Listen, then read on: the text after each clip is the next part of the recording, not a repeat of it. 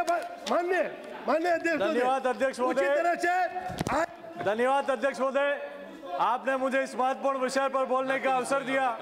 मैं सबसे पहले हिंदुस्तान के यशस्वी प्रधानमंत्री आदरणीय नरेंद्र मोदी जी के नेतृत्व में आदरणीय सुरेश प्रभु जी और मनोज सिन्हा साहब ने जो जानदार और शानदार बजट पेश किया, उसका मैं समर्थन करने के लिए खड़ा हुआ हूं।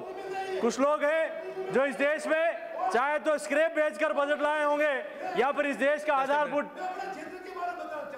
मैं 3 बजे से बैठा हूं, उसके बाद आज हमारे क्षेत्र में अध्यक्ष महोदय मैं कहना चाहता हूं कि इस देश में ये कांतिलाल जी भूल गए कि सारा बजट इनका पवन बंसल जी ले गए इनका। Just a minute please. उसका भी स्टॉपेज करने की हमने बात की है, गरीब राज को रोकने की बात की है। हमारे समय जितने हमने यूपीए सरकार में स्टॉपेज दिया था वो ये, पर आज तक वो स्टॉपेज नहीं मिला।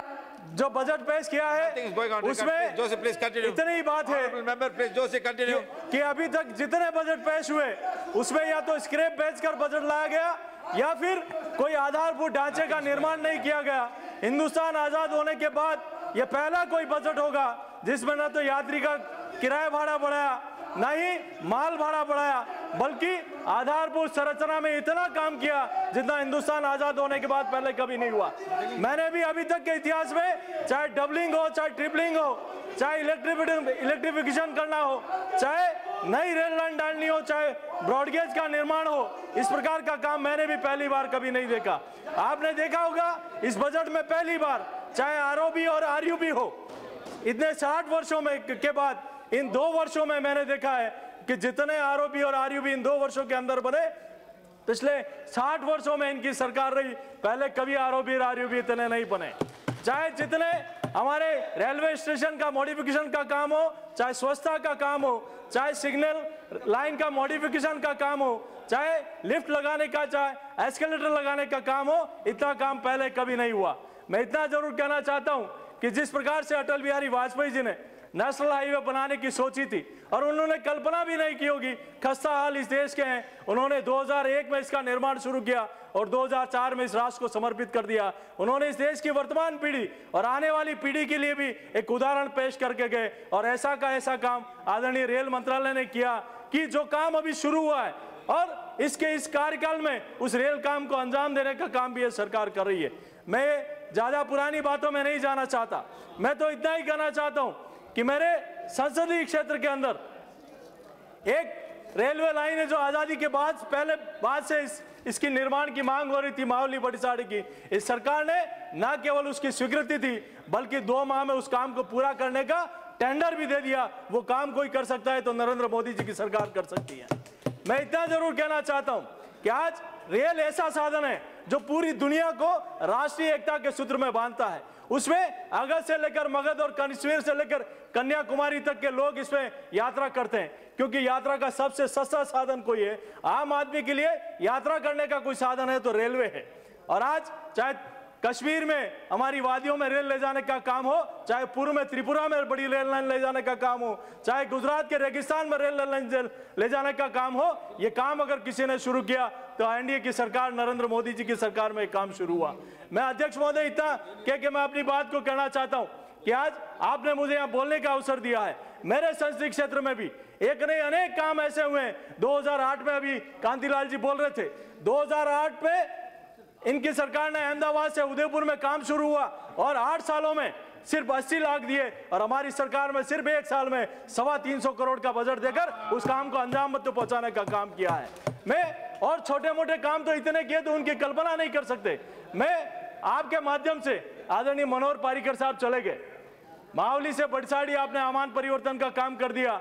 मैं आदरणीय मनोज सिन्हा साहब, मेरे संसदीय क्षेत्र का सिर्फ एक काम है जिसको मैं करने के लिए कहता हूं, बड़साड़ी से छोटी सादड़ी होकर नीमच, जो नीमच से जोधपुर के कैंट को सेना की दृष्टि से महत्वपूर्ण काम है, उसको पूरा कराने का मैं आपसे हाथ जोड़कर आग्रह करता हूं। एक काम और, जो हमारी बांद्रा जयपुर और अजमेर, 1 मिनट साहब 1 मिनट, जयपुर अजमेर और उदयपुर से चलती है, जो 3 दिन वहां से और 3 दिन यहां से चलती है, उसको रेगुलर चलाया जाए। साथ ही अभी कुछ दिनों में लोग कभी अफजल की बरसी मनाते हैं, कभी मकबूल भट्ट की मनाते हैं, मैं इस रेल में, चूंकि राष्ट्रीय एकता का एकमात्र सूत्र उसमें दिखता है, पूरे देश भर के लोग आते हैं, उस रेलवे स्टेशन पे या फिर रेल के डिब्बे में हमारे शहीद जिन्होंने इस देश की आजादी को लेकर अपनी शहादत दे दी, ऐसे शहीदों का चित्र और उनकी जीवनी इसमें अंकित कराने का काम करें, ताकि जो लोग दिग्भ्रमित हो गए हैं उनको भी कुछ सद्बुद्धि आए।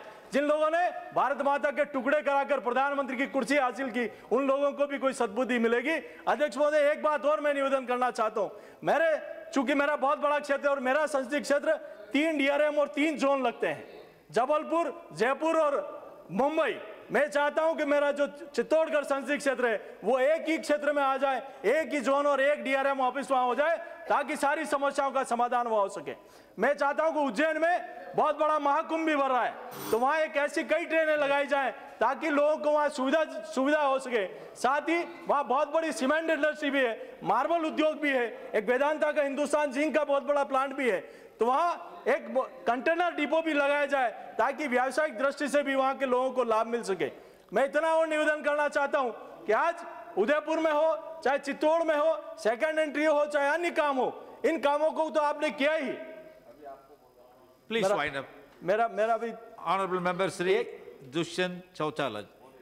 मैं 1 मिनट में खत्म कर रहा हूं sir, concluding time 1 minute please.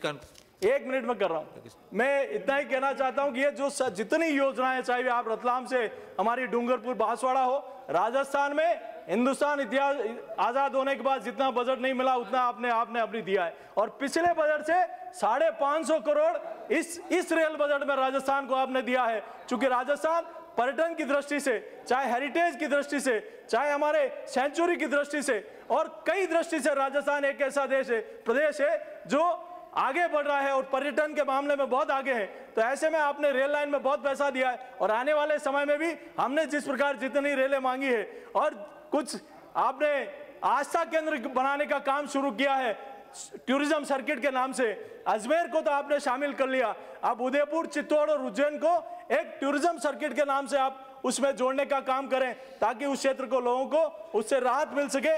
साथ ही अंतिम बात कह के मैं अपनी बात को समाप्त करता हूं। शिव शक्ति, पहले कल हमने शिव की आराधना कर ली, आज शक्ति की आराधना कर ली, और आज प्रभु से और आदरणीय मनोज सिन्हा साहब से और पारीकर साहब से अंतिम बार मैं कहता हूं कि नीमच से बड़ी सादड़ी और फिर वहां मावली से हमारी लाइन मारवाड़ तक जोड़ दी जाए, ताकि एक बहुत बड़ा काम उस क्षेत्र की जनता को राहत मिलेगी। यही बात कह के मैं इस बजट पर मैं इस सहमत हूं और इसका समर्थन करता हूं।